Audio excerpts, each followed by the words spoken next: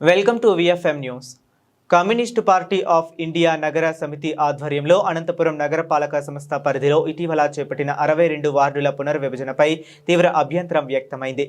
ఈ మేరకు నగర కమిషనర్కు సిపిఐ నాయకులు వినతి పత్రం సమర్పించారు.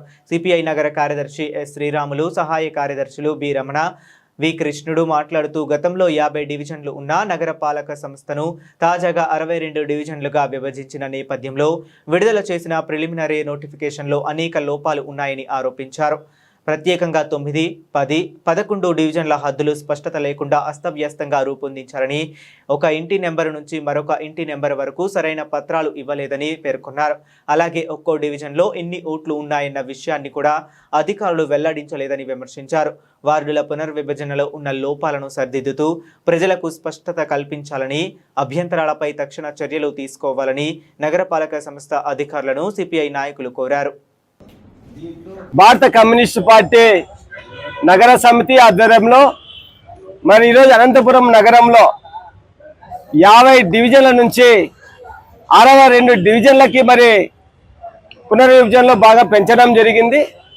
మరి దాంట్లో రాజకీయ నాయకుల ప్రమేయము స్పష్టంగా ఉందని చెప్పేసి మేము సిపిఐ పార్టీగా కమిషనర్ గారికి తెలియజేయడం జరిగింది.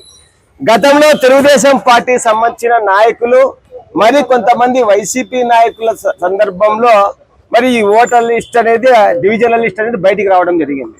మరి ఇది పెద్ద ఎత్తున ప్రజల్లోకి రావడం వల్ల దీన్ని పక్కన పెట్టేసి మరి ఒకరు తీసుకొచ్చారు. దీంట్లో ఏంటి ఉందంటే తూర్పుకి, ఉత్తరానికి, పడమటికి, దర్శనానికి ఎక్కడా కూడా స్పష్టంగా తూర్పుకి ఈ డోర్ నెంబర్ నుంచి పలానా డోర్ నెంబర్ వరకు ఓటర్స్ ఉన్నారు, ఈ డివిజన్ లో 10 నుంచి 10వ డివిజన్ లో ఇంతమంది ఓటర్స్ ఉన్నారు అనేది ఎక్కడా స్పష్టంగా లేదు. కనీసం 10వ డివిజన్ మాది, నేను అక్కడ పోటీ చేశాను గతంలో, మా ఓట్లు ఎక్కడున్నాయో ఈ 10వ డివిజన్ లో కానీ 9వ డివిజన్ లో కానీ లేవు. దాదాపు 2 రోజులు వెహికల్ వేసుకొని, టూ వీలర్ వేసుకొని తిరిగినా కూడా అస్తవ్యస్తంగా ఈరోజు డివిజన్లో అధికార పార్టీకి సంబంధించిన వారి అండదండలతో ఈరోజు మున్సిపల్ అధికారి ఇక్కడ పనిచేస్తున్న స్పష్టంగా కనపడతా ఉంది. అందుకే చెప్పాం కమిషనర్ గారు కూడా, మేము ఇచ్చినటువంటి అనంతపురంలో 62 డివిజన్లలో ఖచ్చితంగా మీరు మరొకసారి దీన్ని హద్దులు ఎక్కడ ఏ విధంగా చేశారని స్పష్టంగా తెలియజేయాలి. తెలియజేసిన తర్వాతే మరి ఇటువంటి పునర్విభజన 62 డివిజన్ సంబంధించి లిస్ట్ ఇవ్వాలని చెప్పి కమిషనర్ గారికి అడగడం జరిగింది. అధికార పార్టీకి సంబంధించిన వారు చెప్పిన విధంగా చేస్తే మాత్రము మేము ఖచ్చితంగా దీన్ని కలెక్టర్ దృష్టికి కూడా తీసుకుపోతాం కూడా చెప్పడం జరిగింది.